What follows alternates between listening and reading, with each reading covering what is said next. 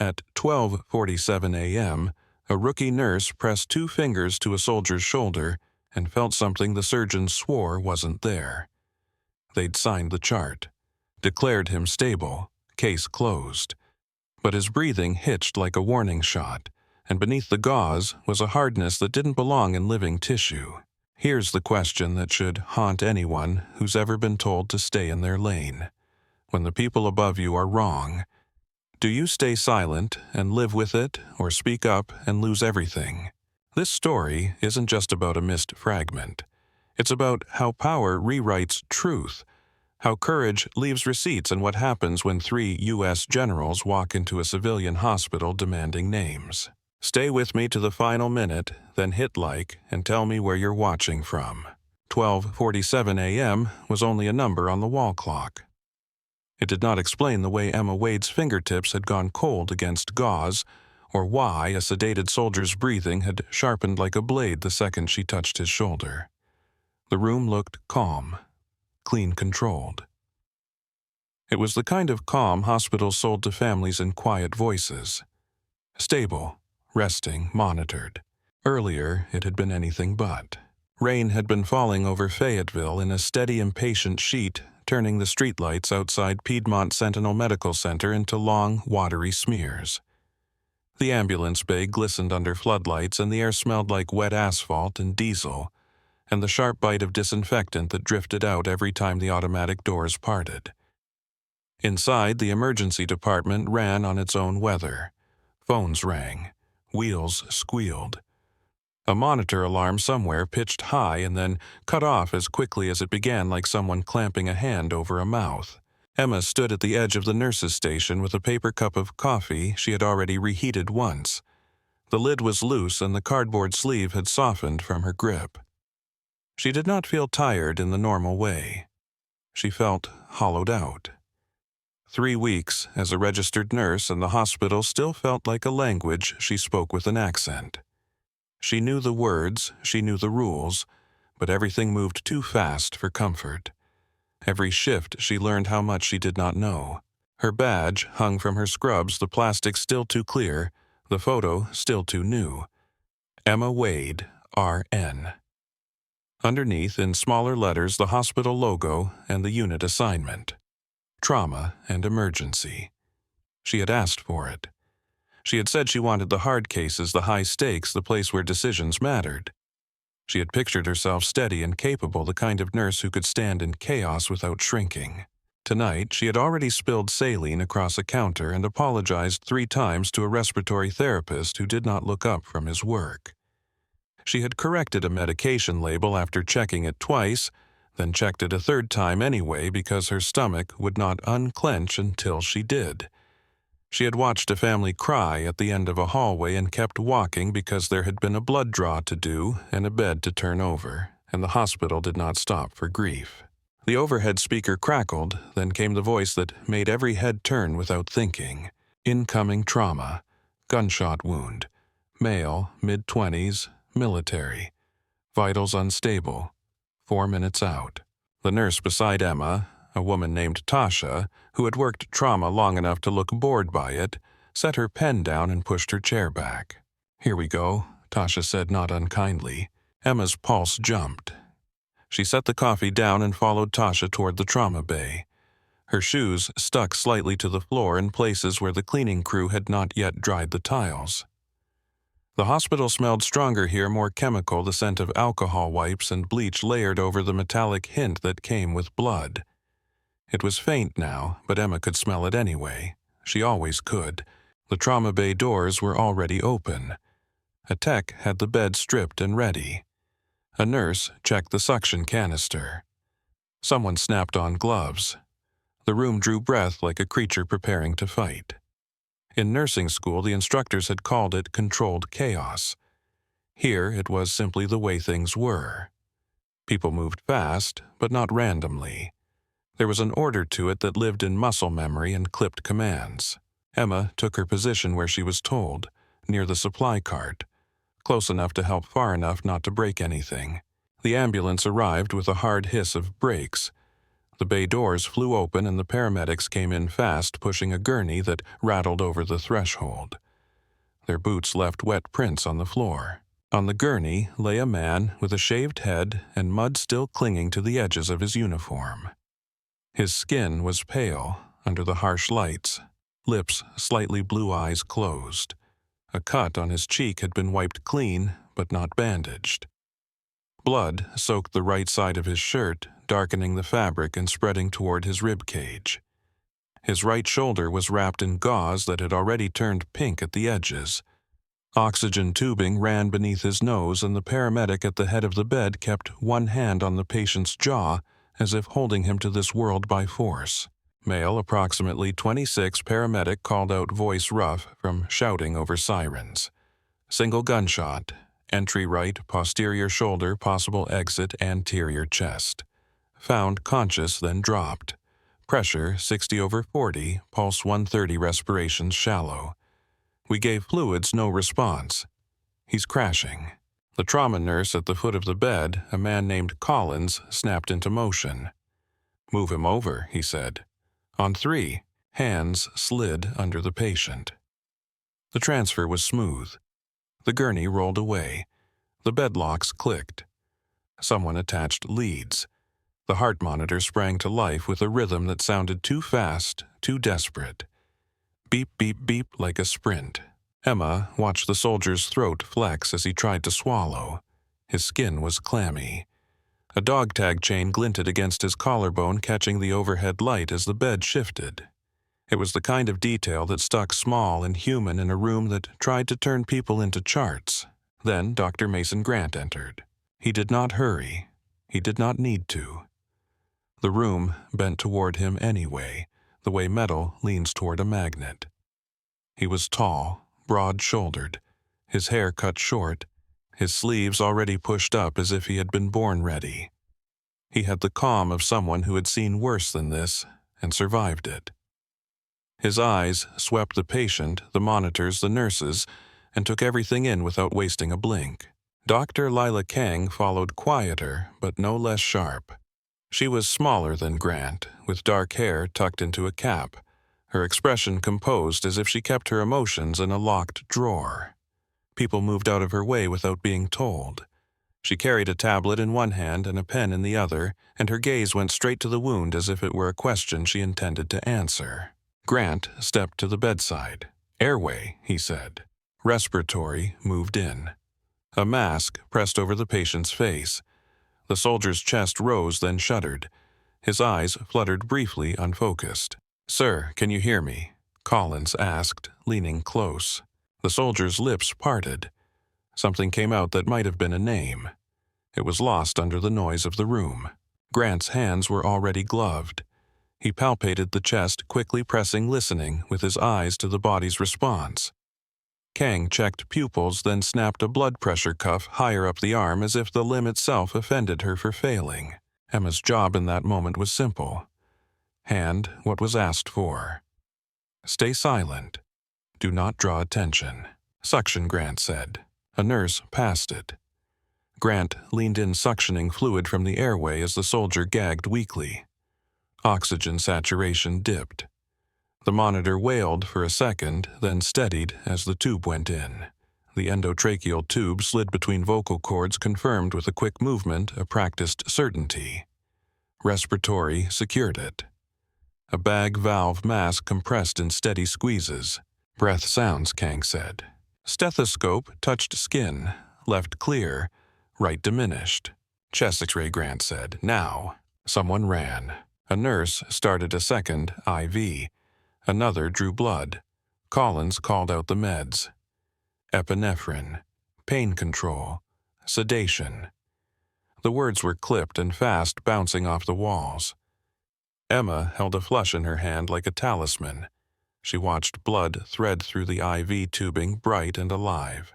The patient's name came from the paramedic report when someone finally had a second to read it. Staff Sergeant Ethan Rook. A unit number, a date of birth that made Emma's stomach twist because he was younger than her brother. Grant's voice cut through the noise again. We need to see the track. Find the exit. The gauze on the shoulder was peeled back. The entry wound was ugly, torn, the skin ragged. Blood welled at the edges. Emma forced herself not to stare like a civilian.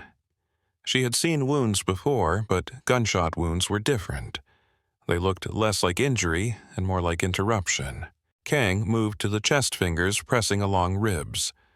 There was a smaller wound near the front just left of center, not as messy. A clean hole like a punch through fabric.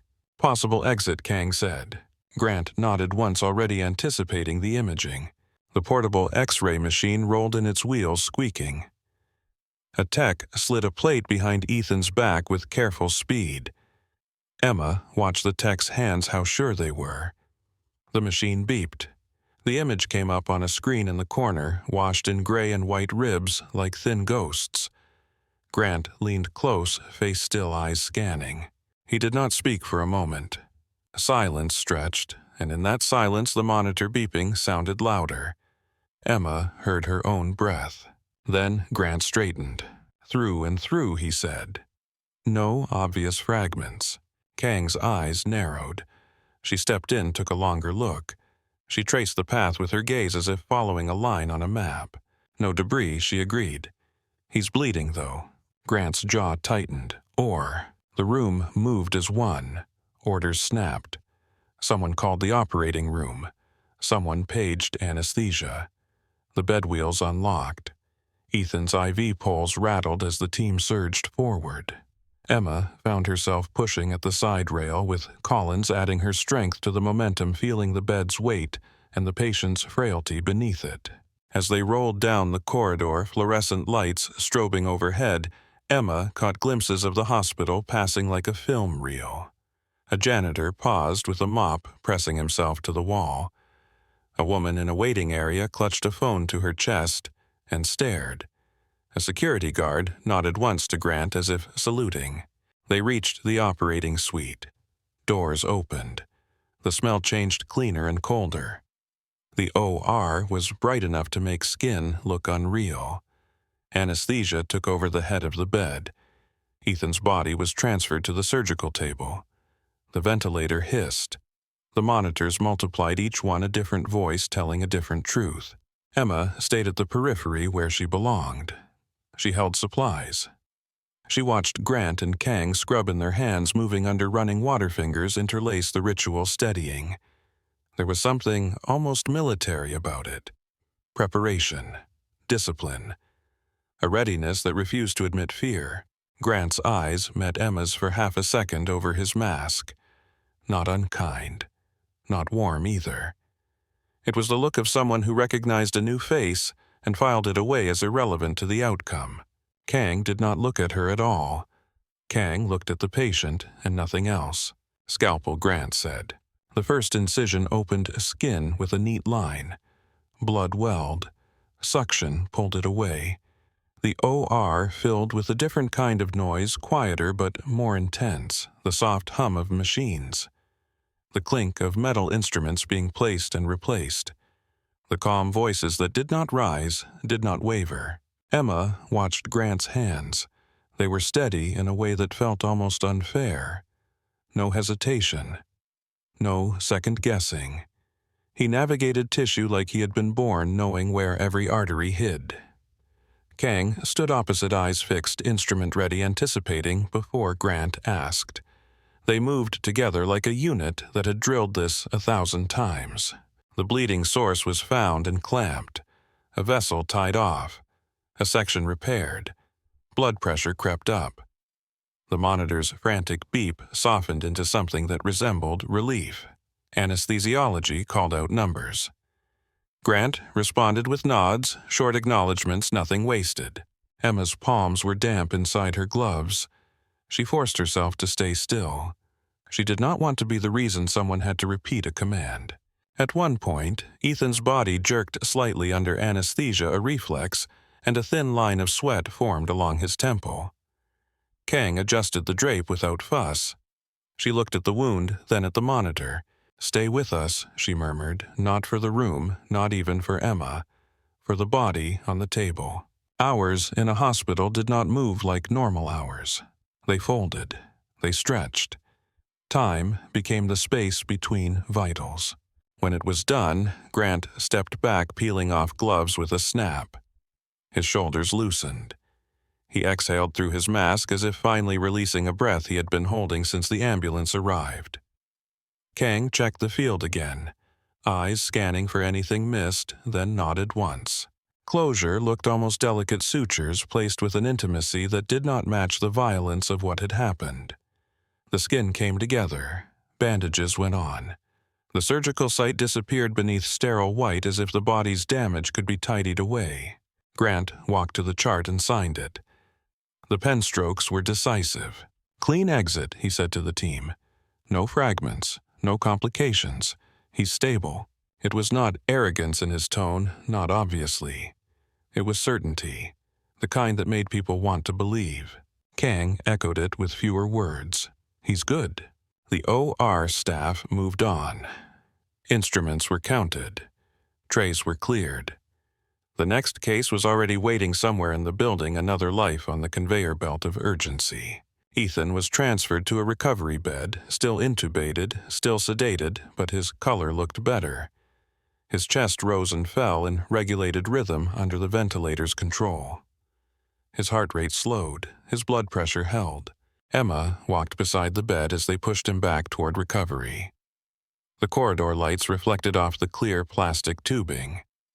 The IV bag swayed slightly with each bump in the floor. Ethan's hand lay limp at his side, fingers curled as if gripping something invisible. His dog tags rested against the sheets now no longer pressed to skin. In the recovery bay, nurses settled him in.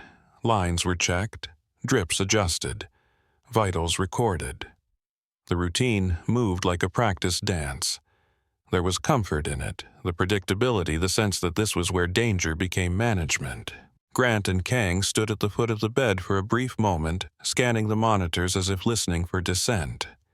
The numbers behaved. The body seemed to agree with the chart. Grant looked satisfied. He spoke to Collins, then to the charge nurse.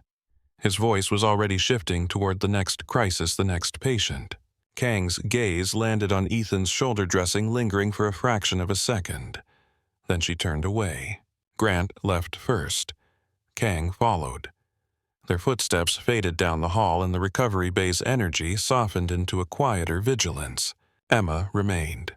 Collins handed her the assignment with the casualness of someone giving away the easiest task in the world. "Monitor him every 15 minutes, he said. "Watch for distress. Document. Call if anything changes." Emma nodded. "Yes, sir." When Collins walked away, she stood alone beside Ethan's bed for the first time since the ambulance arrived.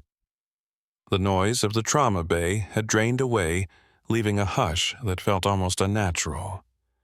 Machines spoke in gentle beeps. Oxygen hissed softly. The overhead lights were dimmed, casting shadows in corners that looked deeper than they should have. Emma checked his vitals again, more for her nerves than necessity. Heart rate steady. Blood pressure acceptable. Oxygen saturation holding. Temperature normal. Everything read like success. She looked at Ethan's face. In the harsh OR light, he had seemed like a body. Here, in the softened glow, he looked like a person again.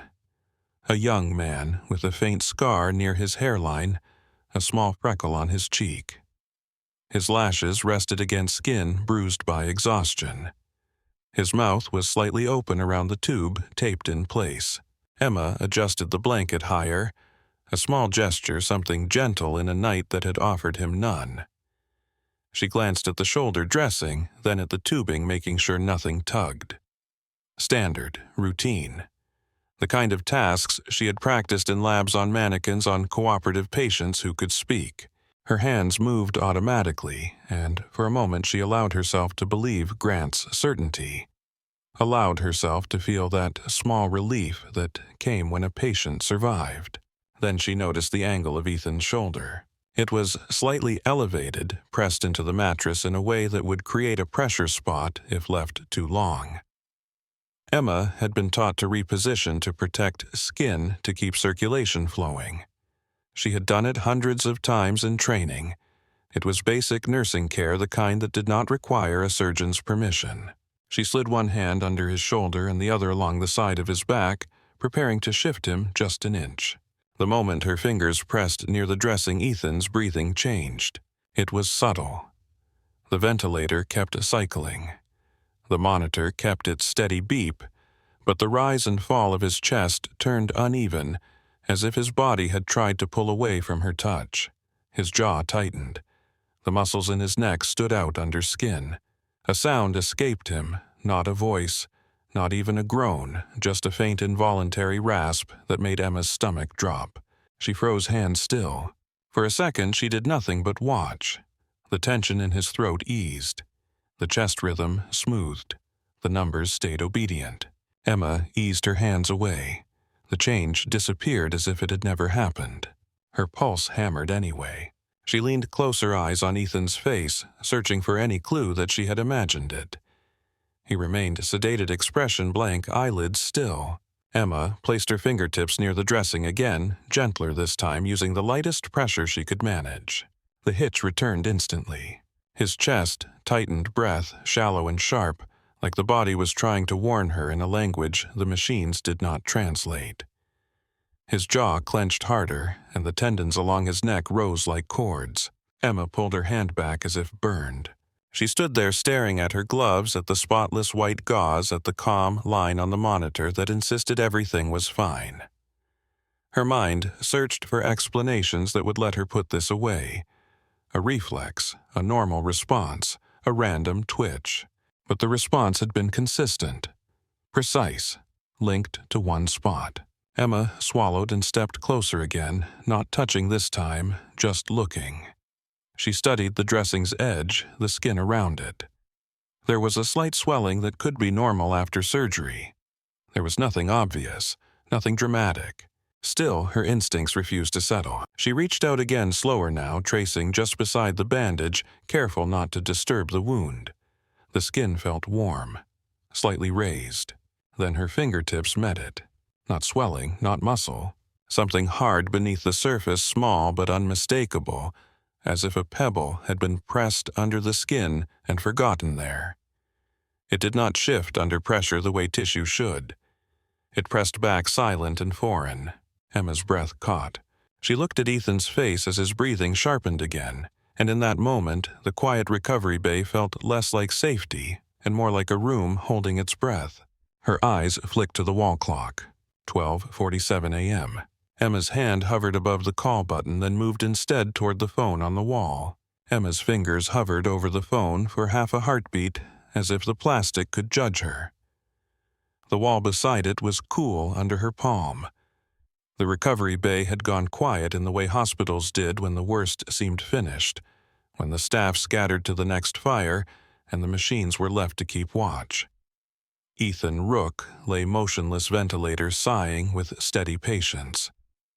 The monitor offered its calm green reassurance. Emma did not trust it. She picked up the receiver and dialed radiology from memory because her hands knew numbers better than her mind knew courage. The line rang twice. Radiology, a voice answered flat with fatigue. "This is Nurse Emma Wade in Trauma Recovery 2, Emma said. "I need a CT scan for Staff Sergeant Ethan Rook." There was a pause that felt like a door closing. A chair creaked on the other end, then a keyboard click. "That case is cleared," the voice said. Dr. Grant signed off. "I know. So why are you calling us?" Emma swallowed. She could hear her own pulse in her ears, loud as boots on tile.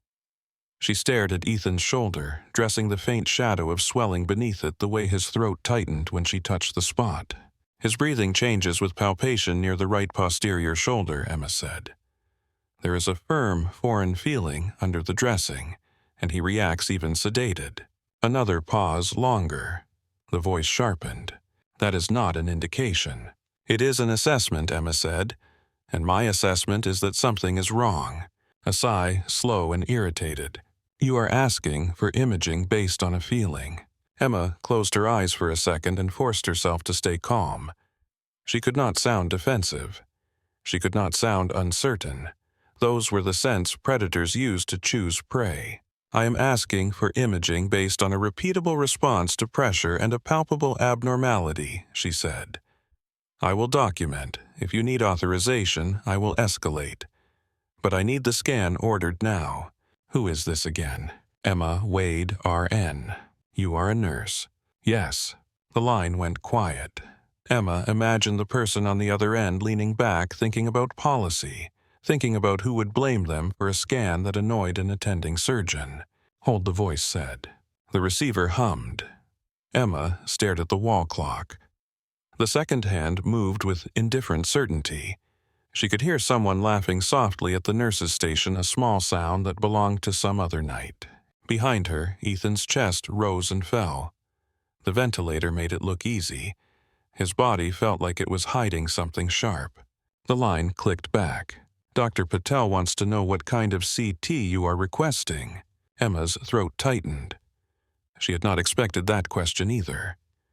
She had expected refusal. She had expected ridicule, not specifics. CT cervical, spine, and upper thorax, Emma said, keeping her voice even. Include the shoulder region, if you can do contrast. Now she heard a second voice closer to the receiver, more alert. This is Dr. Naresh Patel, the radiologist said. Dr. Grant cleared this patient. He had surgery. The imaging already showed through and through. I understand, doctor. Then explain why you think you know better than the attending trauma surgeon. Emma felt heat rise in her face. She kept her gaze on Ethan's shoulder and spoke into the phone like she was reading a lab value. Because when I touch the wound area, his breathing becomes shallow and sharp, and there is a hard foreign feeling under the dressing near the shoulder blade. It is consistent. It happens every time. I am requesting imaging. Patel was silent for a moment. That is still thin, he said. If I run this, and it is nothing, I am the one who has to answer for it. Then let me be the one who answers, Emma said. Document that I requested it and why. I will put it in the chart. If Dr. Grant wants to write me up, he can. I am still requesting imaging. You are really doing this. Emma looked at Ethan's face. His lashes were still. His lips were taped around the tube. He could not argue for himself. He could not call anyone. He could not plead. His body could only tighten when pain found it. Yes, Emma said, I am. Patel exhaled, and she heard the sound of him shifting in his chair. I need to call the supervisor and confirm policy, he said. Stay by the phone. Emma held the receiver as if letting go would break the fragile thread she had managed to pull taut. She heard typing. She heard muffled voices. Then a click, and Patel was back. We will do it, he said. Transport will bring him down. Do not move him unnecessarily. Keep him stable. And Nurse Wade. Yes. If your note is vague, you will look vague. Be precise. Emma's mouth went dry. Understood. She hung up and stood there for a second, staring at the phone like it might ring again with punishment. Her hands were shaking now. She forced them to stop. She walked to the computer station and opened Ethan's chart. Her fingers moved quickly. Nursing note. Time, assessment. Palpation near right posterior shoulder. Abnormal firmness, patient exhibits increased respiratory effort and muscular tension with contact concern for retained foreign body, or complication requested CT imaging through radiology, radiologist notified awaiting transport. She read it twice. No emotion, no drama, just facts. When she turned, she saw two nurses watching from the station. Their faces were carefully blank, the kind of blank that meant they were already talking in their heads. One of them leaned slightly toward the other and murmured something Emma could not hear, but the word rookie floated across the space like a dropped scalpel. Emma ignored them and went back to Ethan. She checked the ventilator tubing. She verified the IV drips. She rechecked the dressing without pressing on it. She kept her movements small, careful, as if the air itself might jostle something loose. A transport orderly appeared at the doorway pushing a mobile monitor. We'd taken him to CT, the orderly said, glancing at the chart. Yes, Emma said, I am going with him. The orderly raised his eyebrows, then shrugged. Fine with me. As they prepared to transfer Ethan, Emma felt the weight of every hand on the bed. Movement was routine in hospitals. Rolling a patient from bed to gurney was done 100 times a shift. But Emma could not forget the word mobile, a word that did not belong to a calm night. She adjusted the sheets. She secured the lines.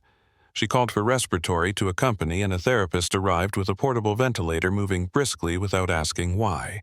"Ready," the therapist said. They moved Ethan carefully onto the transport bed, lifting in unison. Emma counted under her breath, not because the count mattered, but because it steadied her. The wheels locked. The monitor beeped. The portable ventilator hissed. They rolled into the hallway. Halfway down, a familiar voice stopped the air. Nurse Wade. Emma's stomach clenched. She turned. Dr. Mason Grant stood at the corner of the corridor, still in scrubs, his cap off now. His hair was damp at the temples as if he had washed his hands and then decided not to go home. His eyes flicked from Emma to the transport bed, then to the portable ventilator. "Where are you taking my patient?" Emma felt every gaze in the corridor turn toward them. Nurses slowed. A tech paused with a clipboard. Even the orderly stopped walking. "Radiology," Emma said. "T-scan." Grant's expression tightened. He stepped closer and his presence filled the hall. He did not need to raise his voice. He had a way of making silence gather around him like a protective detail. "Who ordered that?" "I did," Emma said. Grant stared at her as if she had spoken a language he refused to recognize. "You ordered imaging on my post-operative patient without discussing it with me." "I assessed a change," Emma said. "His breathing becomes irregular with palpation, and there is a firm abnormality beneath the dressing." Grant's jaw shifted. A muscle jumped near his cheek. "I performed the surgery," he said. "I reviewed the imaging. There were no fragments." "You have been here 3 weeks." Emma felt her face flush, but she did not look away. "Yes, sir." "Then you do not override my sign-off because you felt something," Grant said. "That is not advocacy. That is overstepping." Emma could hear Ethan's ventilator cycling. She could hear the monitor beeping steadily, calm as a liar. She could feel the hard shape beneath the bandage in her fingertips as if it had stamped itself into her skin. "With respect, Dr. Grant." Emma said, keeping her voice quiet, "I am not overriding you. I am escalating a concern. I requested the scan and documented it. Radiology accepted." Grant's eyes narrowed. For a second, Emma thought he would cancel it on the spot. He could. He had the authority. He had the reputation. He could call the charge nurse and have Emma removed from the case, and it would happen before she could blink. Instead, he looked past her at the bed, at Ethan's pale face, at the dog tags resting against the blanket.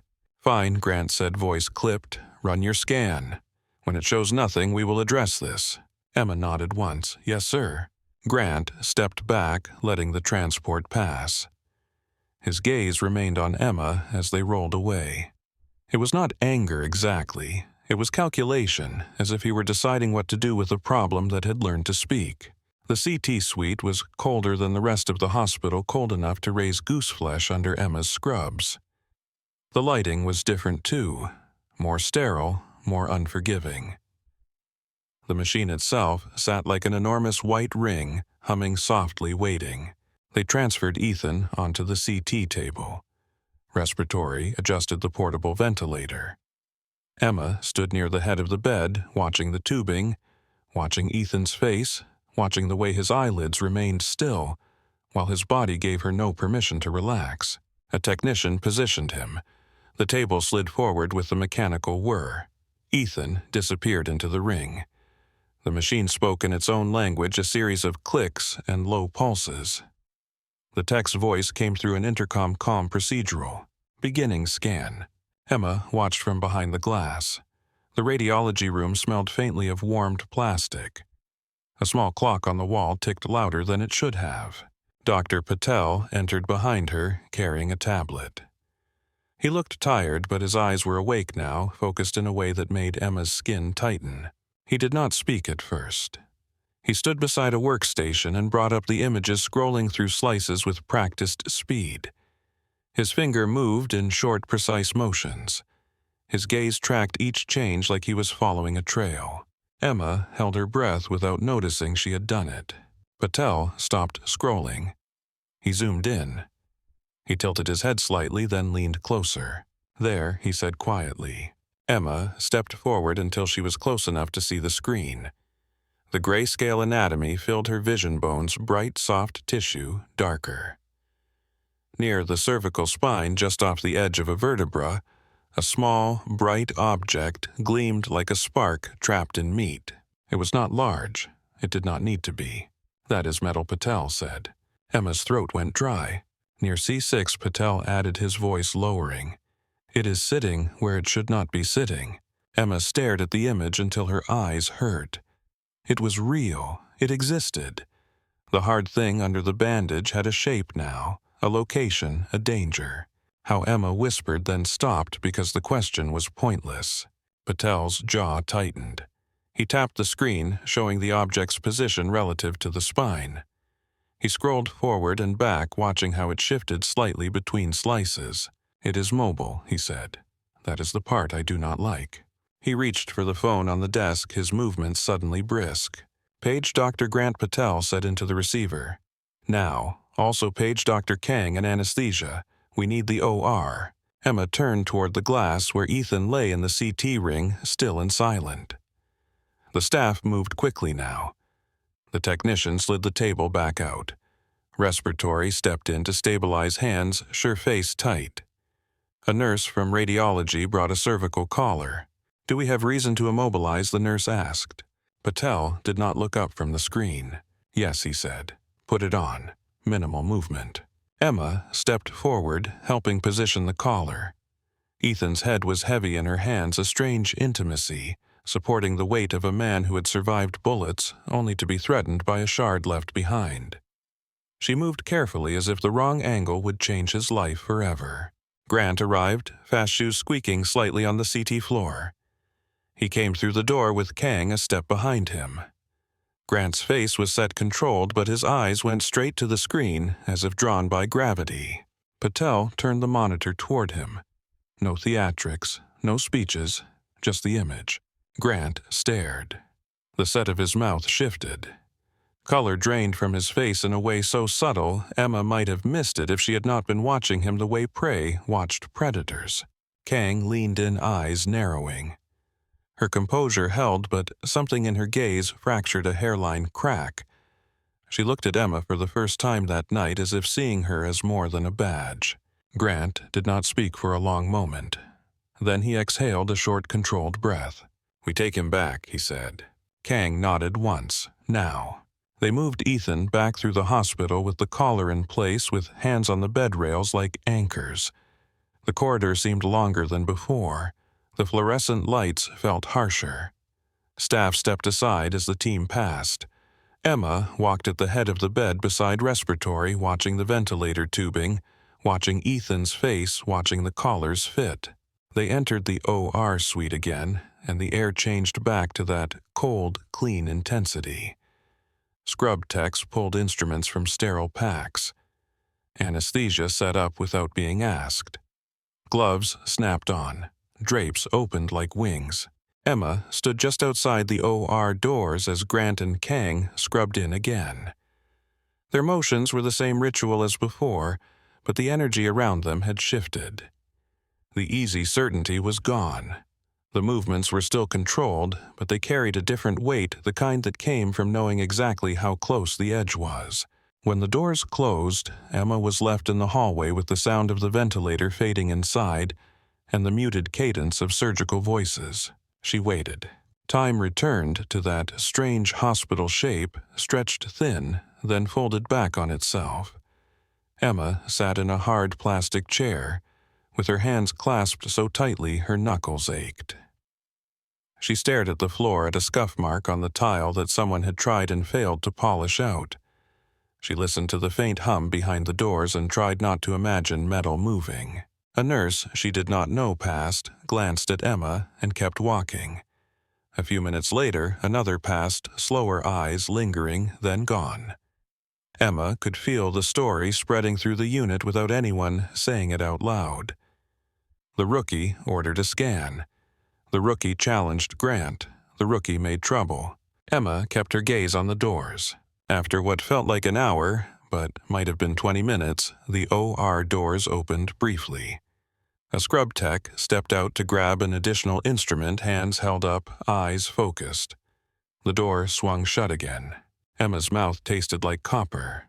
When it was finally over, Grant emerged first. His mask was down his face, damp at the jawline. He did not look triumphant. He looked tired. Kang followed, expression composed again, but her eyes were not the same as they had been earlier. Anesthesia wheeled Ethan out, still sedated, still intubated, but stable. The collar remained in place. The dressing on his shoulder was new, clean white, not yet stained. Grant spoke to the recovery nurse in low tones. Emma caught fragments. Fragment removed. No additional debris. Stable vitals. The words landed in Emma's chest like a delayed exhale. As the bed rolled past, Emma walked beside it, one hand resting lightly on the rail. Ethan's face remained still, but the tightness in his neck had eased. The monitor beeped a steady rhythm that sounded less like a sprint and more like a march. Back in recovery, they settled Ethan again. The ventilator was reconnected. The lines were checked. The collar was adjusted. Emma watched every step as if she could protect him by refusing to blink. Grant stood at the foot of the bed for a moment. His gaze moved over the monitors, the tubing, the bandage. Then it flicked briefly to Emma. His expression was unreadable, the kind of blank soldiers wore when they had learned to keep their thoughts behind their teeth. "You documented," he said.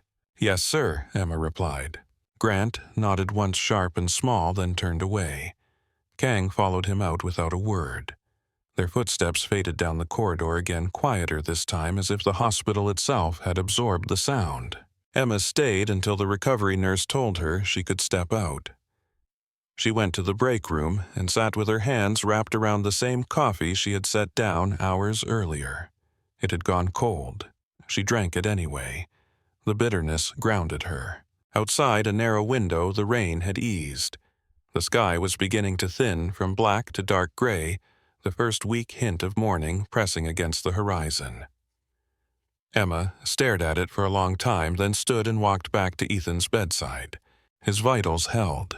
His chest rose and fell with less strain. The collar remained the bandage clean. The monitor beeped steadily, and for the first time since the ambulance arrived, Emma felt the tight coil in her stomach loosen by a fraction. She pulled up a chair, opened his chart again, and added one more note, precise and plain, recording the sequence of events as the hospital required. Her hands did not shake this time. Emma saved the note, logged out, and sat for a moment with the cursor still blinking in her mind. The room smelled faintly of warmed plastic from the ventilator tubing and the sharp sweetness of chlorhexidine that never fully left a recovery bay. Ethan's numbers held steady. The collar kept his neck aligned. The new dressing lay clean and bright, a neat square of gauze that hid the violence beneath it. A charge nurse passed the doorway, glanced in, and kept walking. A respiratory therapist checked the ventilator settings without speaking. The hospital had already begun to drift back toward normal, as if normal were something you could return to by force of routine. Emma stayed close to the bed anyway, listening for the smallest change. She watched Ethan's face as if he might suddenly wake and tell her she had imagined everything. When her shift finally ended, it did not feel like an ending. It felt like a pause. Emma walked through corridors that were turning pale with morning. The fluorescent lights seemed less harsh, now diluted by a thin wash of daylight creeping through windows. In the staff hallway, the smell shifted from antiseptic and blood to coffee and printer toner. People spoke louder as if daylight granted permission.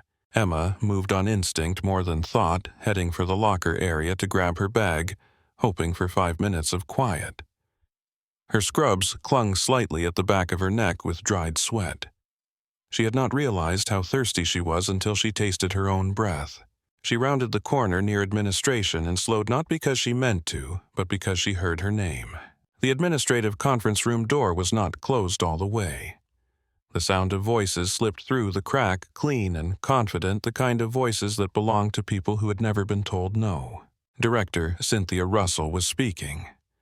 Her tone carried relief wrapped in authority, as if she were already smoothing the edges of a crisis. "So you caught it during review," she said. "Thank God. Another hour, and we would have had a catastrophic outcome." Emma's steps stopped without her permission.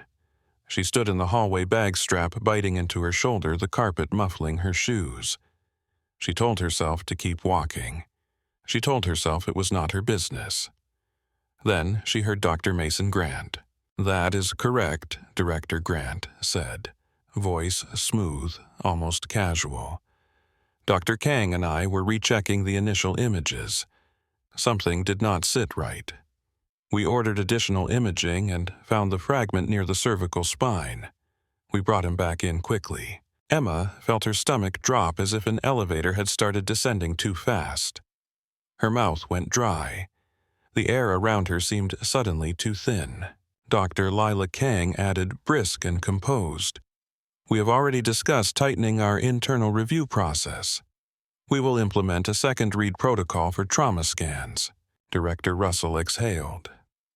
"I am grateful you were thorough. I do not even want to imagine the headlines." Emma's fingers curled around the strap of her bag. She could hear the steady calm in their voices, the ease with which they placed themselves at the center of the story. The night in the corridor, Grant's cold stare, his warning about boundaries, the radiology phone line humming, while Emma fought to keep her voice steady. All of it vanished under Grant's measured lie. Emma backed away from the door before anyone could glance up and see her. She turned and walked, forcing her pace to stay normal. She did not run. Running would look like guilt, like panic. She walked until she reached the nurse's station, then kept walking until she found an empty alcove near a supply closet. She stood there, breathing slowly, pressing her palm to the wall until the coolness steadied her. Anger rose first sharp and bright, then fear arrived behind it, heavier, more practical. 2 attendings. An administrator. A clean narrative designed to protect the hospital and the doctors who made it look good. Emma was a new nurse with a badge that still shined. If she spoke up without proof, she would not just lose the argument. She would lose her future.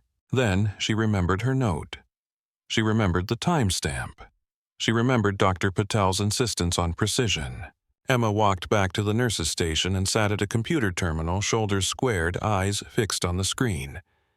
She logged into the electronic medical record with fingers that felt strangely calm now. The system loaded slowly as if savoring her anxiety. Ethan Rook's chart opened. Emma clicked to orders. There it was, plain and unforgiving. CT cervical spine and upper thorax ordered by Nurse Emma Wade, time-stamped 12:47 a.m. Her throat tightened again, but this time it was not fear. It was a hard, steady certainty that lived in black and white. She opened the order details. Radiology acceptance time. Dr. Patel's name. Transport log. Scan completion time. The second surgery note entered afterward. Each piece of the night lined up like footprints in wet concrete. Emma printed the order history at the station printer, careful to keep her hands from shaking as paper slid out. She folded the pages once and slipped them into her bag. She opened the phone log system next to one nurses used for internal calls. The line to radiology. Outgoing call from Trauma Recovery 2. Time stamped 12:47 a.m. Duration. Destination extension. She printed that too. She pulled up her nursing note, the one she had written with dry facts and no emotion. She read it again, checking for any word that could be twisted. It was clean. It was specific. It was the truth. A voice behind her made her flinch. "You okay, Wade?" It was Tasha, the trauma nurse, who had said, "Here we go," hours ago. Tasha leaned on the counter with a half-empty cup of coffee, eyes sharp beneath tired lids. Emma kept her face neutral. "I am fine." Tasha glanced at the printer tray at the folded pages in Emma's hand. "Fine," she repeated, not buying it. Then she lowered her voice. You really ordered that scan? Emma met her eyes. Yes. Tasha's mouth tightened. You got guts. Emma did not answer. She could not tell if Tasha meant it as praise or warning. Tasha shifted her weight. Grant is not going to like being embarrassed. Emma's jaw clenched. Grant tried to take credit for it. Emma said quieter than she meant to. Tasha blinked once, then her expression went still. Where did you hear that? In the conference room, Emma said. He told Russell that he ordered it. He said they noticed an irregularity and ordered additional imaging. Tasha's gaze flicked around, checking the nearby nurses and techs. People moved and talked and laughed in small bursts. Nobody looked like they were listening, but hospitals were made of listening. Tasha spoke softly.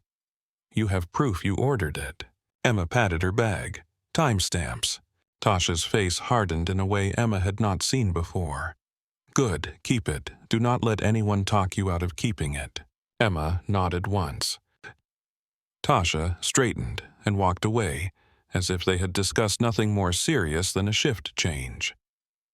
Emma watched her go, then opened her bag and pulled out the small notebook she carried in her pocket every shift. The cover was cheap and the pages were creased. Her handwriting from the night before slanted, slightly rushed, but legible. Patient exhibits irregular respiratory pattern with palpation near right posterior shoulder. Firm abnormality beneath dressing. Requested CT despite clearance. Emma traced the words with her fingertip, feeling a strange comfort in ink. She added the date and time at the bottom of the page and signed her name, not because she thought anyone would read the notebook, but because it reminded her she existed in the record of what happened. When her phone buzzed in her pocket, it startled her. She looked down. Recovery unit. She answered. This is Emma. Nurse Wade, a voice said. Ethan Rook is waking up. He is agitated. Can you come in a minute? He keeps trying to reach for his collar. Emma's heart tightened. I am coming. She tucked the notebook back into her bag and headed for recovery. The corridor felt different now. Lighter with day staff, louder with carts and conversation. But Emma moved through it as if she were still in the middle of the night. Her mind kept replaying Grant's voice in the conference room, the ease of the lie. In Ethan's room, the lights were low. A nurse stood at the bedside, one hand on Ethan's forearm, speaking in a soothing voice. A respiratory therapist adjusted the ventilator tubing, preparing for the moment they could remove it. Ethan's eyes were open unfocused at first, then sharpening in quick flashes of awareness and fear. His brows pulled together. His fingers flexed, searching. Emma stepped in quietly. Ethan's gaze found her and locked. Something shifted in his face. Recognition did not make sense, but his attention sharpened anyway, as if her presence anchored him. The nurse glanced at Emma. He keeps trying to sit up. He is asking questions. Emma moved to the bedside, careful not to crowd him. Ethan's chest rose and fell more on its own now, his breathing less dictated by the machine. Sweat beaded near his hairline. Emma leaned slightly closer so he would not have to strain.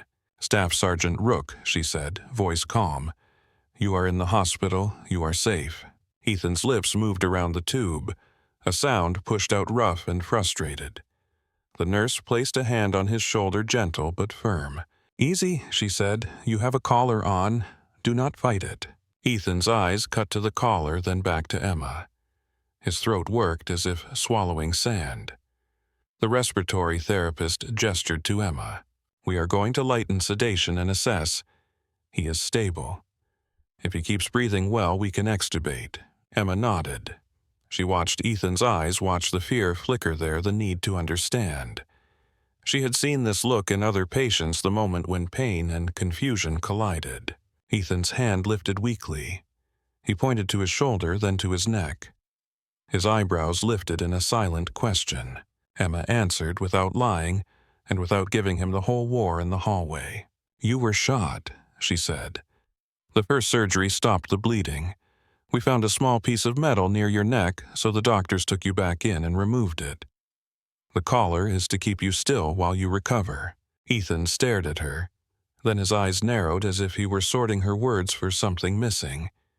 He tried to speak again and grimaced. The nurse leaned close. "We cannot understand with the tube and honey." "Breathe." Ethan forced himself to breathe, eyes still on Emma. The respiratory therapist worked methodically, suctioning, checking his gag reflex, lowering ventilator support.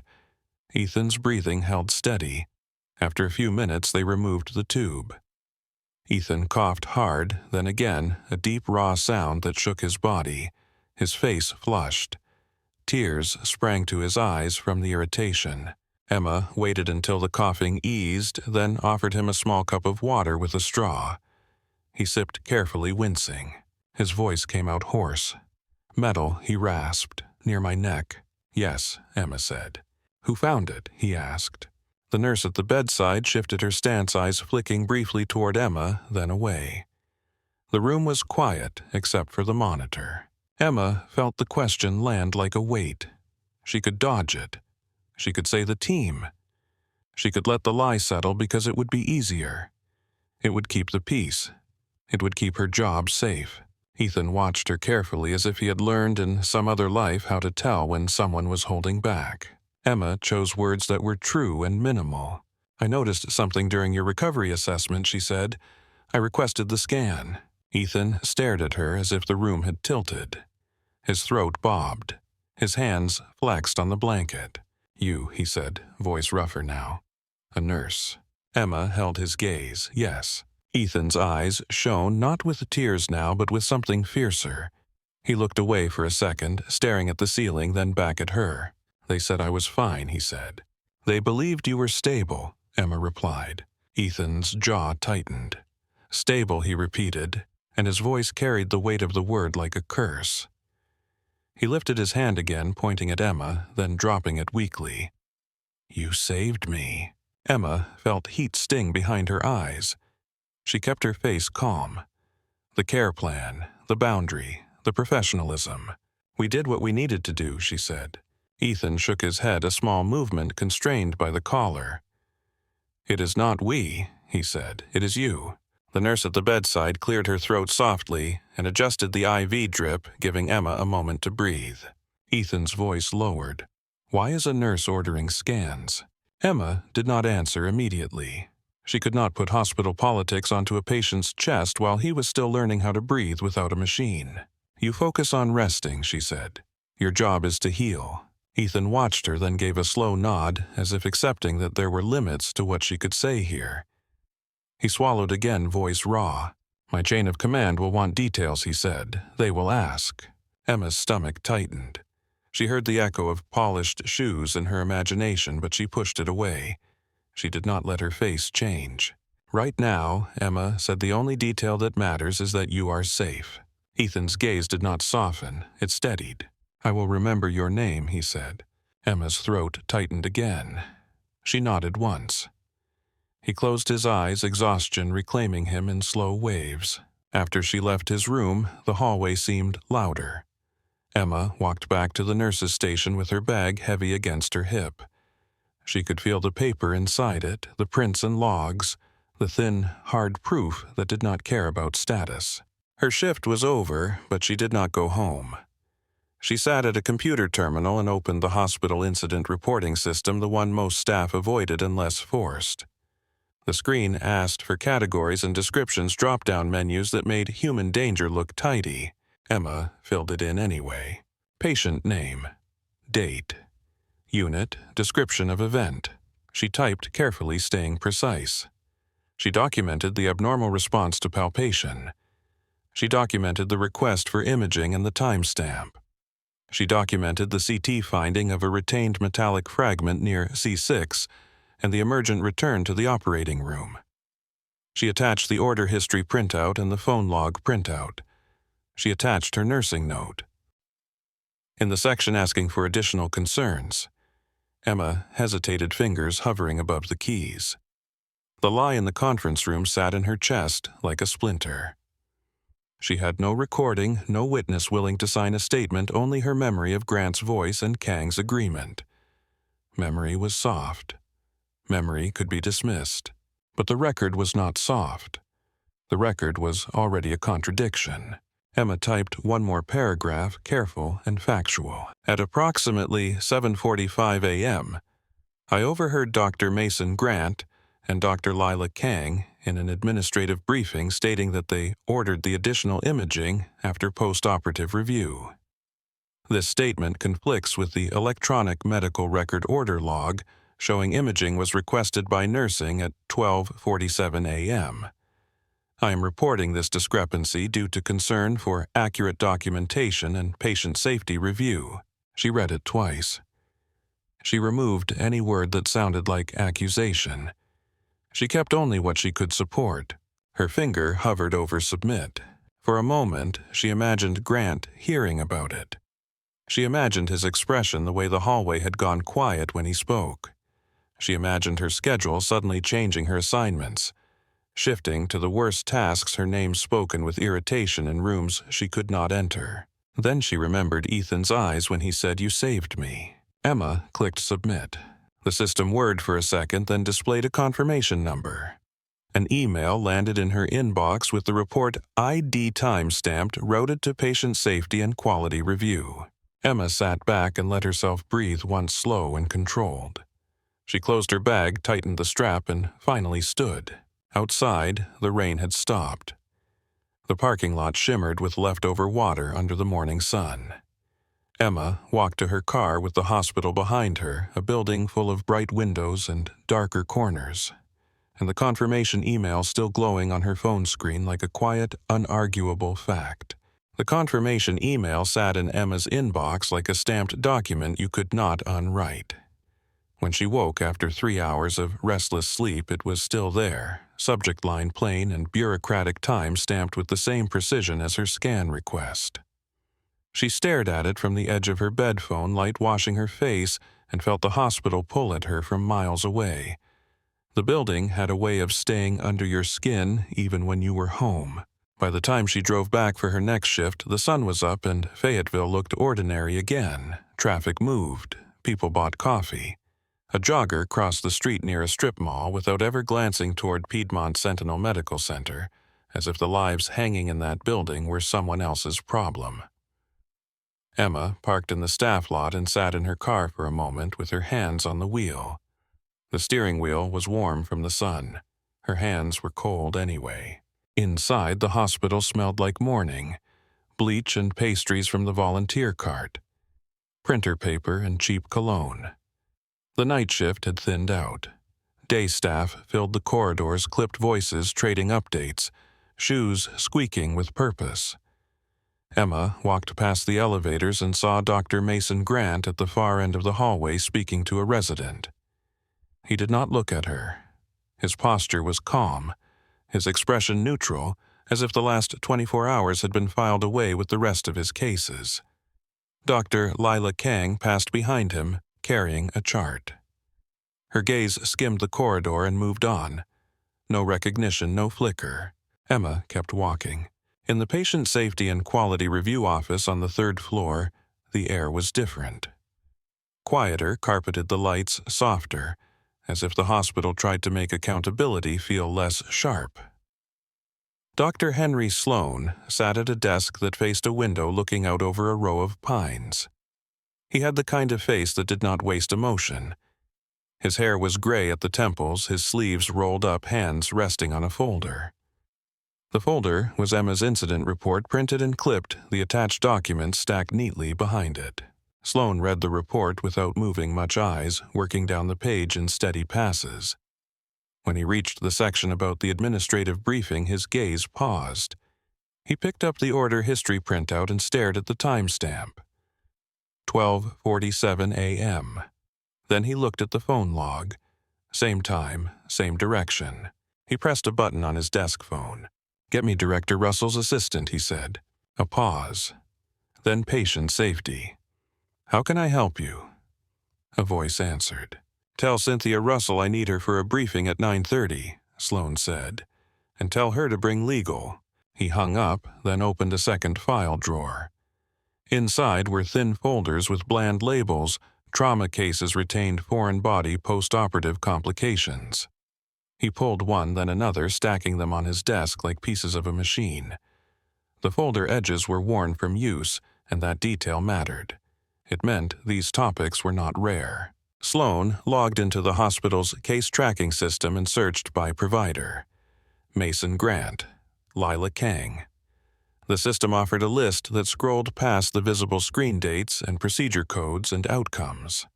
Sloan narrowed it down to trauma cases involving projectiles and penetrating injuries. The list shortened, not short enough. He leaned back slightly and stared at the screen as if listening for something behind the data.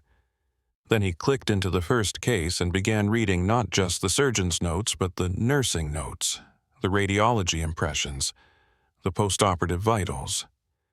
His eyes moved with the hunter's patience. At 9:30, Director Cynthia Russell arrived with hospital counsel, a man in a dark suit whose tie looked too expensive for the building's fluorescent lights.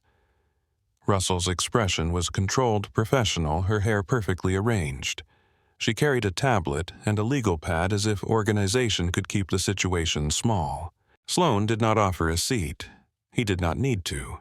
"We have an incident report, filed by a nurse," Sloan said, holding up Emma's folder.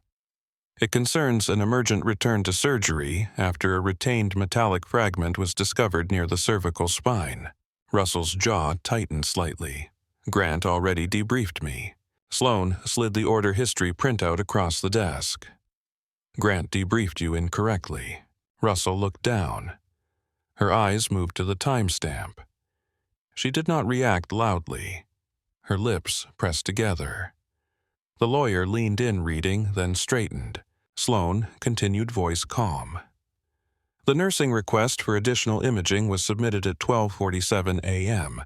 The radiology call log corroborates that. Dr. Patel confirms the scan was performed as a result of that request." Russell's gaze lifted. "Is the patient stable?" "Yes," Sloan said. "That is not the question in front of us." The lawyer's voice was smooth. "What exactly are you alleging, doctor?" Sloan met his eyes. "I'm not alleging. I am documenting a discrepancy between the medical record and statements made to administration." Russell's nostrils flared slightly. "You have evidence of what was said in the meeting." Sloan tapped the folder. The nurse documented what she overheard. "That statement conflicts with the record. I am initiating a formal review." The lawyer's mouth tightened. "You understand the implications?" Sloan's expression did not change. "I understand them better than you think." Russell exhaled, then nodded once, as if conceding a move in a chess game. "Fine," she said. "Review it. Keep it contained. We do not need panic." Sloan did not answer that. He opened another file on his desk and pushed it toward her. "I also need access to the past 5 years of trauma cases led by Dr. Grant and Dr. Kang," Sloan said. "Full charts, nursing notes, imaging." Russell's brows lifted. 5 years. Sloan's voice remained even. "The CT report uses the phrase retained metallic fragment. It is not an everyday complication. It is a category." The lawyer shifted his weight. "This is a significant audit." Sloan nodded once. "That is what it is." Russell's gaze hardened, but she did not refuse. She looked like someone calculating damage control. She tapped her tablet twice and spoke without looking at Sloan. "I will authorize access," Russell said, "but you will coordinate with legal on messaging." Sloan waited until she finished, then spoke in the same calm tone. "I am coordinating with patient safety," he said. "That is my mandate." Russell's eyes narrowed, then she gave a tight nod and left lawyer and stepped behind her. When the door closed, Sloan pulled out a yellow legal pad and wrote 3 words at the top pattern. Providers. Outcomes. Then he drew a line beneath them and began to fill the page with case numbers. By noon, Sloan's office held stacks of charts. Some printed, some digital, some brought in on rolling carts by staff who avoided eye contact as they passed. Sloan recruited 2 nurse reviewers and a data analyst from quality improvement. They sat with laptops and highlighters, not speaking much, their work measured and methodical. A chart opened on a screen. Motorcycle crash. Penetrating shrapnel. Surgery documented as successful. Discharge planned. 3 days later, fever. white blood cell count climbing, sudden septic shock. Return to surgery at another facility. Retained foreign object noted in external documentation. Sloan circled that line on the report with a pen, then wrote the case number on his pad. Another chart. Stabbing. Postoperative pain described by nursing as localized unusual. Surgeon note, normal recovery. Patient returns a week later with worsening pain and swelling. Imaging shows retained fragment. Corrective procedure performed. Another circle, another case number. In the afternoon, Sloan began staff interviews. He did not call them investigations. He called them conversations. It made people less defensive, and Sloan had learned long ago that the truth came out faster when you did not kick the door in. He brought in Maria Lopez, first an experienced trauma nurse with tired eyes and a spine that seemed made of steel. She sat in a chair across from Sloan's desk, hands folded, gaze steady. "You worked on a motorcycle crash case 2 years ago," Sloan said, sliding a chart summary toward her. "Do you remember it?" Maria glanced down. Her eyes moved across the page.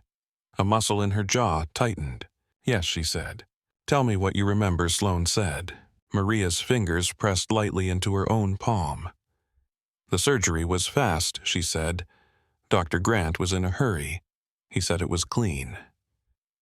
The patient looked good in recovery. Then he spiked a fever. He complained of pain that did not make sense.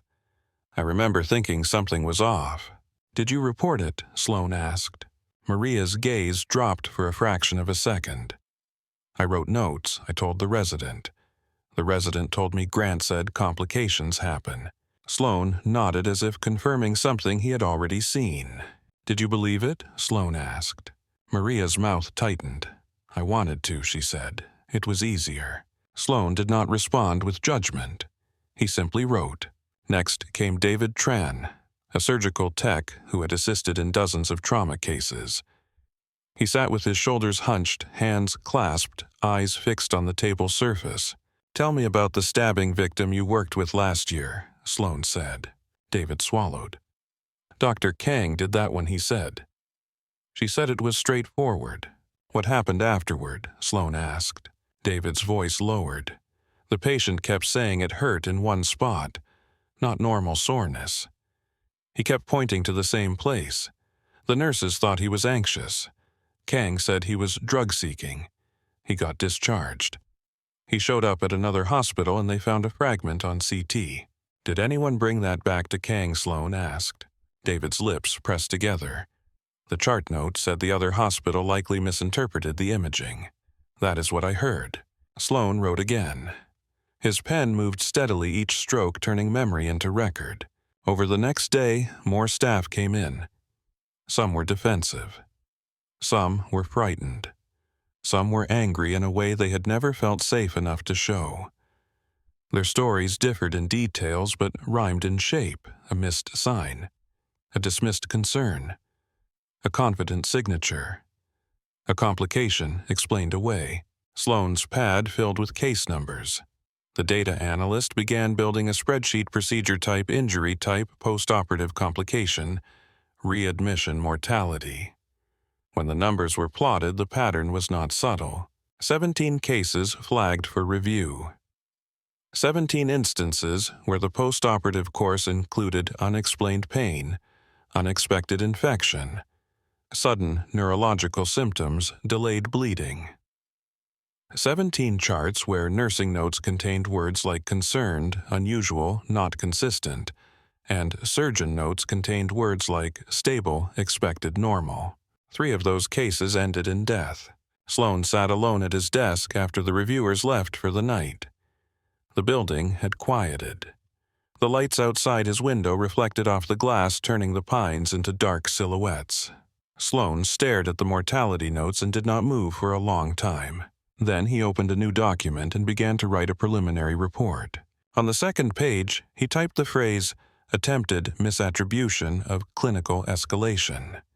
It was careful language, the kind that survived lawyers, but the meaning was clear. In another part of the hospital, Emma worked her shift with a steady face. She did her vitals, her medication checks, her documentation. She avoided the administrative wing. She avoided looking for Grant in the hallway. She could feel the unit's attention on her in small glances that darted away when she looked back. A rumor did not need words. It lived in posture. That afternoon, she walked into a supply room and found Tasha leaning against a shelf, arms crossed. "You filed a report," Tasha said quietly. Emma froze for half a second. "How do you know?" Tasha's eyes stayed on hers. "Because the charge nurse asked who was involved." "They are nervous." Emma's pulse kicked. "Are they angry?" Tasha shrugged slightly. "They are cautious. That is different." Emma tried to keep her voice even. "I had to."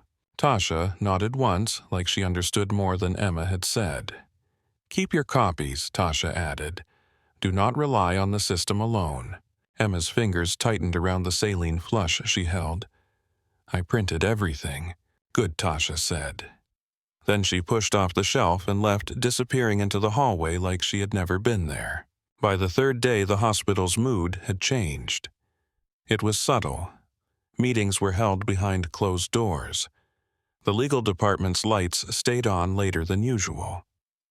Nurses noticed administrators walking through the units more often, looking at boards, looking at staff, smiling too tightly. Director Russell called a brief leadership huddle in her office. Department heads came. Risk management came. The lawyer came again. Sloan came as well, folder, thicker now, face unchanged. Russell spoke first. "We have a patient safety review underway," she said. "We need to keep this from becoming a circus." The chief of staff leaned forward. "If there are 17 cases, it is already a circus," he said. Russell's eyes flashed. "Watch your language." Sloan placed his folder on the table. "Language does not change outcomes," he said. The lawyer cleared his throat. "Doctor, we need to consider exposure.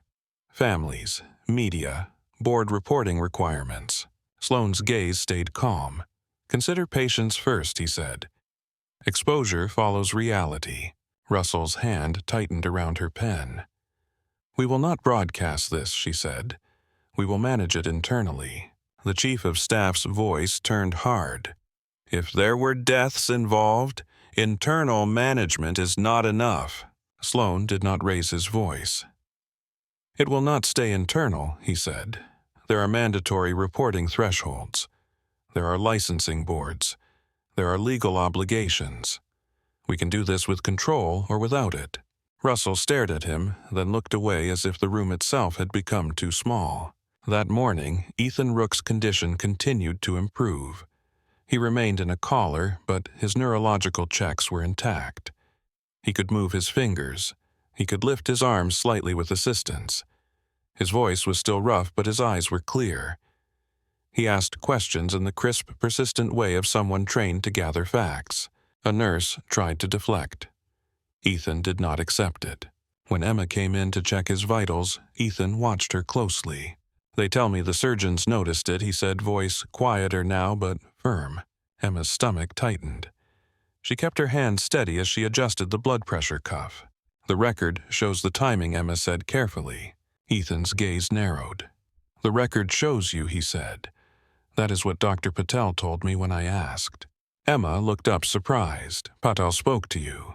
Ethan's mouth twitched, not quite a smile. "I know how to ask questions," he said. Then his face hardened. "My command will want names."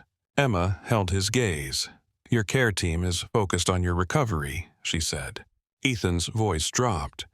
"My care team tried to erase you." Emma said nothing. Silence was safer than agreement, but silence did not feel innocent anymore. Ethan's eyes held hers. "I'm not a nobody," he said. Emma's throat tightened. "I know." "You do not know," Ethan replied, and his voice carried a weight that belonged to a different world. He looked away toward the window, then back. "Someone is coming." Emma did not ask who. She could feel the answer in the way he spoke and the certainty. She finished her vitals and moved to leave, but Ethan stopped her with a small lift of his hand. "Nurse Wade," he said. Emma turned. "Thank you," Ethan said, and his voice was simple, stripped of rank and anger. Emma nodded once and left the room with her heart pounding. Late that afternoon, a black SUV rolled into the hospital's main entrance, with the smooth quiet of something expensive and controlled. It did not announce itself with lights or sirens. It did not need to. The vehicle stopped, and for a moment nothing happened. Then the rear door opened. General Harrison Klein stepped out first. Tall, silver hair cut close shoulders broad, beneath a dress uniform that looked pressed by discipline itself. His face was calm in the way of a man who had learned never to show strain. General Renee Maddox followed her posture rigid, her eyes scanning the entrance as if mapping threats. General Thomas Reed stepped out last, slightly younger than Klein, his expression quieter but no less intense. Metals caught the light when they moved, small flashes of metal that drew eyes without demanding attention. The lobby fell into a hush so deep it felt staged. A volunteer at the information desk stopped mid-sentence. A patient in a wheelchair stared openly. A nurse walking past froze for a beat, then straightened as if remembering how to stand. The generals walked with measured steps, boots clicking on polished floor in clean rhythm. They did not pause at the desk. They did not ask directions. They headed straight toward administration as if the building's layout had been handed to them in advance. Director Russell was in a meeting with risk management when her assistant entered, face pale. "Ma'am, the assistant said there are 3 generals here. They are asking for you." Russell's pen unstilled above her notepad. "Generals." "Yes, ma'am. They are in the outer office. They say it is urgent." Russell stood smoothing her jacket with a quick motion that did not quite hide the tension. The lawyer rose with her without being asked. When Russell stepped into the outer office, the room seemed to shrink. Klein stood near the window, hands behind his back, gaze fixed on the hospital grounds. Maddox faced the door, eyes sharp. Reed looked toward a framed hospital mission statement on the wall as if reading it for irony. Director Russell Klein said, turning. His voice was calm, polite, and carried authority like gravity. "I am General Harrison Klein. This is General Renee Maddox and General Thomas Reed. We are here regarding Staff Sergeant Ethan Rook." Russell gathered herself. "Sergeant Rook is recovering.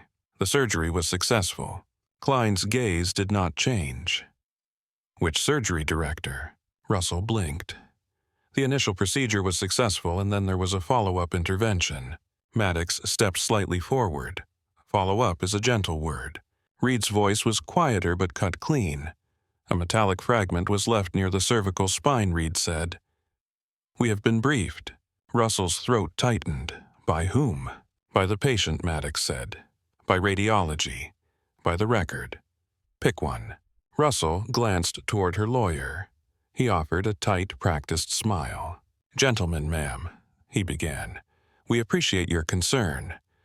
Patient care issues are handled through established hospital processes." Klein's eyes settled on him and the room chilled. "Established processes are why we are standing here," Klein said. "We want a full briefing. Not a summary. Not a softened version. The full account of events from arrival to second surgery. We also want to meet the nurse who ordered the scan." Russell's face held, but the color drained beneath the makeup. She tried to keep her voice level. "The care team includes many skilled professionals," she said. Maddox's expression did not soften. "We are not here to shake hands with a committee," she said. "We are here to meet the person who acted." Russell swallowed. She forced herself to nod. "Of course, let me coordinate." Klein's voice remained polite. "Coordinate quickly." As Russell moved toward her office, Reed's gaze shifted toward the hallway leading deeper into the hospital. He looked like a man listening for distant footsteps. Then he spoke, almost conversational. "Ethan is more than a name on your chart," Reed said. Russell paused. Her hand tightened on the doorframe. "We treat all patients with the same care," she said. Klein's mouth moved slightly, not quite a smile. "Then you will have no trouble treating this one with the truth," he replied. Russell disappeared into her office, the door closing behind her. Maddox and Reed remained still, not sitting, not relaxing, as if the room belonged to their discipline now. Downstairs, the news traveled faster than any official announcement. A nurse in the elevator whispered to another. A tech at radiology checked the lobby cameras and saw the uniforms. A resident walked briskly past a group of staff and muttered, "3 generals," as if saying it aloud made it more believable. Emma heard it in the trauma corridor from a CNA who had no reason to invent something like that. "There are generals here," the CNA whispered, eyes wide. "Like real generals." Emma's mouth went dry. She kept walking, pushing a medication cart, pretending she had not heard. In Ethan's room, a nurse adjusted the collar and checked his pupils. Ethan's eyes remained clear. He looked toward the door as if expecting someone. When Emma entered, Ethan's gaze lifted. "They are here," he said quietly. Emma's grip tightened on the chart in her hand. "Who?" Ethan did not raise his voice. "General Klein, Maddox, Reed." Emma felt the name land in her chest like a weight. She had no context for it, only the sound of rank and the image of boots on polished floor. She kept her face steady. "They want to meet you," Ethan said. Emma's throat tightened. "I'm just a nurse." Ethan's gaze sharpened. "You were the only one in this building who acted like my life was yours to protect," he replied. He paused, then added in a softer tone, "They do not forget that." A knock sounded at the door. Emma turned. A hospital administrator stood there, posture, stiff eyes uneasy. "Nurse Wade," the administrator said, "Director Russell requests your presence in the administrative conference room." Emma's pulse jumped. She looked at Ethan. His gaze held hers steady. "Go," Ethan said. Emma nodded once. She set the chart down, smoothed her scrub top with a reflexive motion, and walked out of the room. The hallway to administration felt longer than usual. Every step sounded too loud.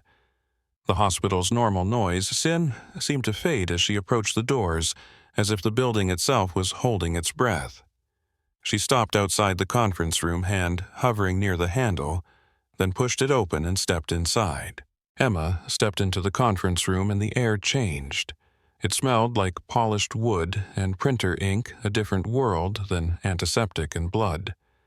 The long table was crowded, but the room felt too quiet, as if even the building knew to keep its voice down. Director Cynthia Russell sat at the head, hands folded in front of a legal pad. Hospital counsel sat to her right, suit jacket, buttoned face arranged into professional calm.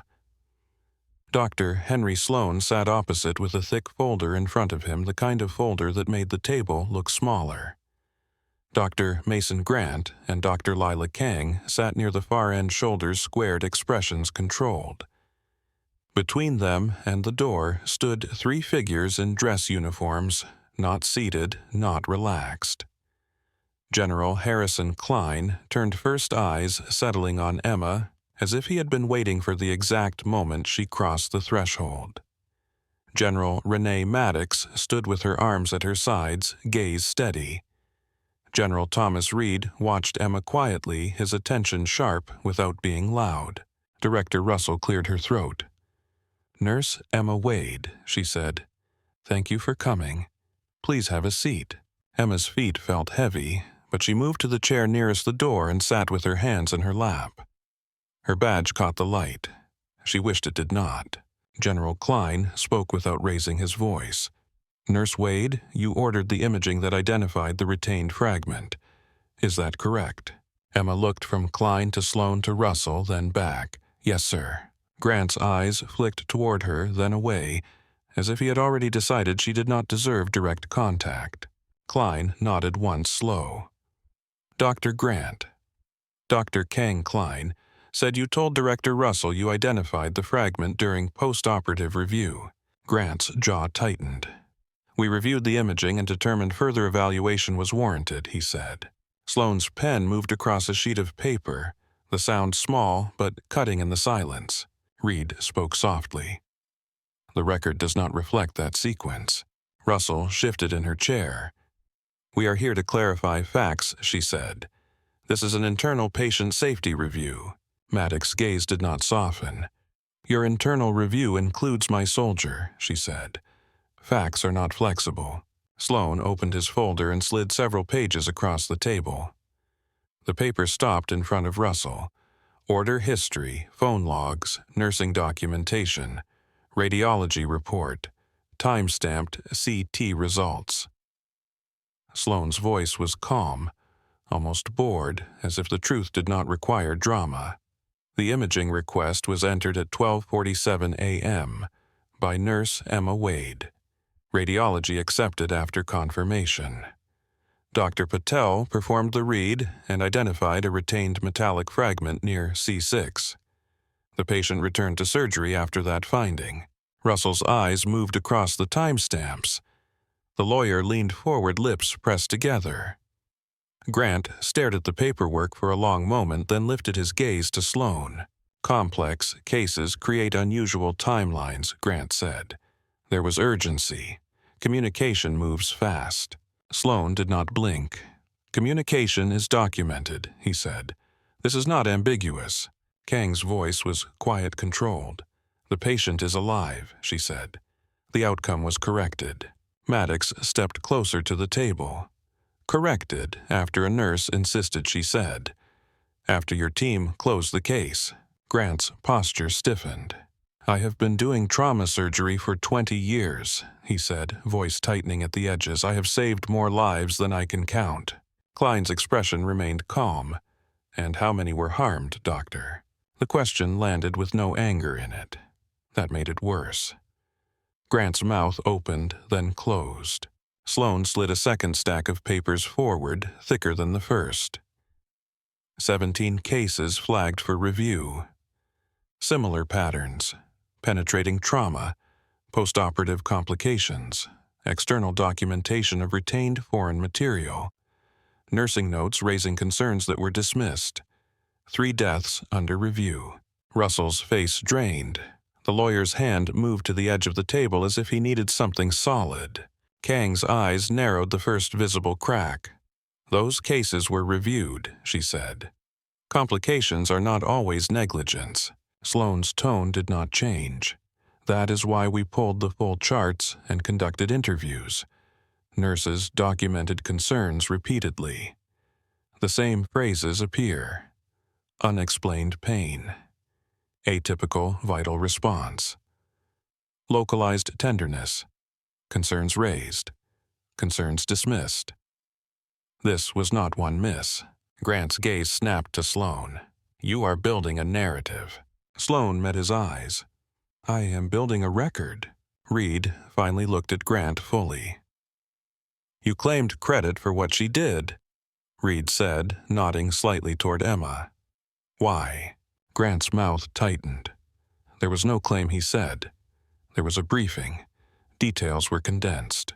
Emma felt the heat rise in her face, but she kept her hand still.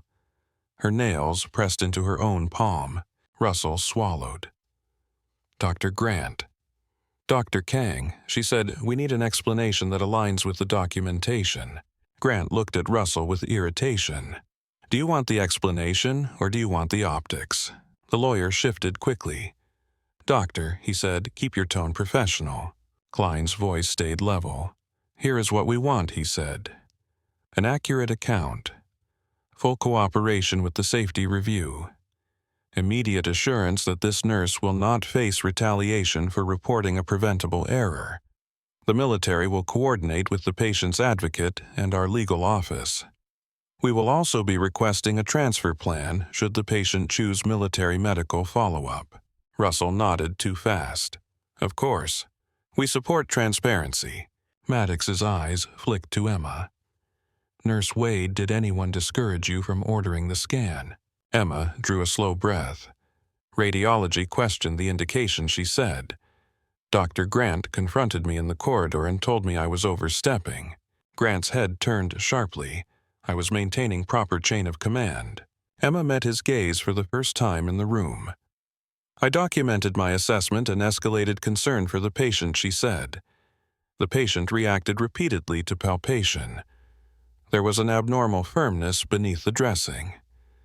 I requested imaging. The CT confirmed a retained fragment. The room held still. Kang watched Emma with an expression that was hard to read, not friendly, not hostile, more like a person seeing a door they had not noticed before. Sloan closed his folder. "This review moves forward with board oversight," he said. "Effective immediately. Dr. Grant and Dr. Kang are suspended from trauma privileges pending final determination and reporting to the State Medical Board. Security will collect badges and access cards at the end of this meeting." Russell's head jerked slightly. "Henry," she said, "we have not discussed immediate suspension." Sloane's eyes stayed on hers. "We have discussed risk," he replied. "They cannot touch another case while this is open." Grant pushed his chair-back legs, scraping the floor. "This is outrageous," he said. Klein did not move, but the room seemed to shift around him. "Doctor," he said calmly, "you can be outraged later." Grant's hands clenched at his sides. Kang remained seated, face composed, but her eyes had gone distant, as if she were reading something on a wall no one else could see. Russell's voice came out thinner. "We will follow protocol," she said. Sloane nodded once. "Good." When the meeting ended, the generals did not speak to Grant and Kang again. They walked out with Russell and Sloane, leaving the surgeons behind for a moment with the weight of paper and silence. Emma stood slowly, unsure where to look. Reed paused near Emma's chair. "Nurse Wade," he said quietly. Emma turned. He nodded once, a small gesture that carried respect without performance. Then he walked out. In the hallway, Emma found her legs shaking. She forced herself to walk normally back towards the clinical units. The hospital felt different, as if it were holding its breath for a verdict. Staff passed her, glancing quickly, then looking away. A resident stood near an elevator and watched her with wide eyes, curiosity and fear mixed together. Later that afternoon, Emma returned to Ethan's room with a vitals cart. Ethan was awake, propped, slightly collar still in place. His color looked stronger. His eyes tracked her as she entered. "You got called upstairs," he said. Emma kept her voice steady. "Yes." Ethan's gaze sharpened. "They came." Emma nodded. Ethan exhaled slowly, the sound rough. "Good," he said. Emma checked his pulse, then his blood pressure. The cuff tightened and released. She listened to the quiet rhythm of his heart through the stethoscope, solid and present. Ethan watched her hands. "Did they try to bury it?" he asked. Emma met his eyes for a second, then looked back to the monitor. "There is a review," she said. Ethan's mouth tightened. "You have allies," he said, as if stating a fact. "You just did not know it yet." Emma finished the assessment and documented as usual. As she turned to leave, Ethan spoke again. "Wade." Emma paused. "You did right," Ethan said. Emma did not answer with anything that sounded like a speech. She simply nodded once and left the room. By evening, the hospital's internal communications lit up. A mandatory all-staff meeting was scheduled for the next morning in the auditorium. Attendance required. No details offered. That absence created its own noise. When Emma arrived the next day, the auditorium was already filling. Doctors in white coats sat beside nurses in scrubs, technicians in dark uniforms, administrators in business attire. The air buzzed with restrained conversation. Emma found a seat near the side, not wanting the center. Director Russell stepped onto the stage first. She looked tired, the kind of tired that makeup could not hide. She adjusted the microphone with careful hands and began. "We have conducted a patient safety review regarding a recent trauma case," she said. The review expanded into a wider audit of surgical oversight and documentation practices. Effective immediately, 2 physicians have been removed from clinical duties pending external review. New protocols are being implemented across trauma surgery, radiology, and nursing. Murmurs rippled through the room. Someone whispered a name. Someone else shook their head slowly. Russell continued, voice steady but strained. "We will be notifying regulatory bodies as required. We will be contacting affected patients and families where appropriate. We will be revising our escalation pathways to ensure frontline clinical concerns can be raised without fear of retaliation." She paused, eyes moving across the crowd. Then she stepped slightly back as if making space. General Harrison Klein walked onto the stage. The room fell silent in a way Emma had never heard in a civilian building. Klein stood at the podium without touching it at first hands, resting lightly on the edges, his uniform immaculate metals catching the light when he shifted. "One of my soldiers is alive today," Klein said, "because one person in this hospital chose action over comfort." He did not raise his voice. He did not need to. Staff Sergeant Ethan Rook survived combat. Klein continued. He survived a gunshot wound. He nearly did not survive a preventable medical error. A hard hush held the room. Klein turned his head slightly, scanning the seats. "Nurse Emma Wade," he said, "please come to the stage." Emma's stomach dropped. Heat rushed to her face. For a moment she could not move. Then she stood legs unsteady and stepped into the aisle. Faces turned toward her. Some looked surprised. Some looked pleased. Some looked irritated. Emma kept her eyes on the steps up to the stage, one foot in front of the other, as if walking a narrow line. Klein met her at the top and offered his hand. Emma shook it. His grip was firm, respectful. This nurse recognized a danger. Others dismissed, Klein said. She documented her assessment. She requested imaging. She persisted when challenged. Her actions protected my soldier and initiated a review that uncovered wider risk. Emma stood beside him, hands at her sides, trying to keep her breathing calm. The auditorium felt enormous. The lights were bright. The silence was heavy. Klein reached into a folder and withdrew a certificate. He held it up for the room to see, then handed it to Emma. "On behalf of the United States Army," Klein said, "I present this certificate of appreciation for courage and professional integrity in the protection of a soldier under your care." Applause began in scattered places, then grew. Some people stood. Others remained seated but clapped anyway. Emma held the certificate with both hands, feeling its weight, the paper thick, the ink crisp. She kept her face composed, but her throat tightened until it hurt. Klein nodded once to her, then faced the room again. "Take care of the people who speak up in your halls," he said, "and you will take better care of every patient who cannot speak for themselves." He stepped back and left the stage with Russell. Emma followed, guided gently by a staff member toward the side exit. She did not look at the crowd again until she was off stage, breath finally leaving her in a slow, trembling exhale. In the weeks that followed, the hospital changed in ways that were visible and ways that were not. New signs appeared in staff areas listing escalation contacts. Radiology instituted a second read process for trauma scans. A multidisciplinary safety board met weekly, and nursing had a formal seat at the table. An anonymous reporting portal went live with a number that could be tracked, not ignored. Emma was called into Russell's office one afternoon with the chief of surgery and the head of nursing present. The mood was different than before, less polished, more careful. "We are creating a new role," the chief of surgery said. Clinical surgical safety lead. Nursing authority. Direct escalation privileges for post-operative imaging concerns. Russell watched Emma closely. "We want you to fill it." Emma sat very still. She could feel the weight of her short time on the job, the way it could be used against her in any other room. She did not argue. She asked one question. "Will nurses be protected?" she said, "when they use it." Russell nodded once, yes. Emma accepted with a quiet nod, not smiling, not celebrating. She walked out and returned to her unit and kept doing her work. A month later, a glass case appeared in the main lobby near the entrance.